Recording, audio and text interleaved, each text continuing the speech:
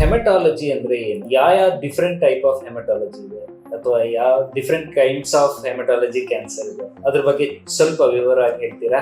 Haematology ಅಥವಾ ರಕ್ತದ science ಅಂದ್ರೆ ರಕ್ತದ ಸಂಬಂಧಪಟ್ಟಂಗೆ ಯಾವ್ಯಾವ ಕಾಯಿಲೆಗಳಿದೆಯೋ ಅದರ ಬಗ್ಗೆ ನಾವು ಡಯಾಗ್ನೋಸಿಸ್ ಅಥವಾ ಅದನ್ನ ಪತ್ತೆ ಹಚ್ಚೋದು ಮತ್ತೆ ಅದನ್ನ ಟ್ರೀಟ್ಮೆಂಟ್ ಮಾಡೋದೇ ಹೆಮಟಾಲಜಿಸ್ಟ್.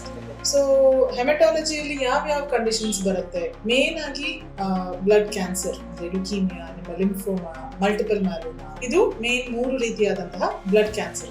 ಇದಲ್ಲದೆ ರಕ್ತ ತುಂಬಾ ಹೆಚ್ಚಾಗಿ ಹೆಪ್ಪುಗಟ್ಟುವಂಥದ್ದು, ಯಾವ ಕಾರಣದಿಂದ ರಕ್ತ ತುಂಬಾ ಹೆಚ್ಚಾಗಿ ಹೆಪ್ಪುಗಟ್ಟುತ್ತದೆ ನಾವು ಕ್ಲಾಟಿಂಗ್ ಡಿಸಾರ್ಡರ್ಸ್ ಅಂತ ಹೇಳ್ತೀವಿ.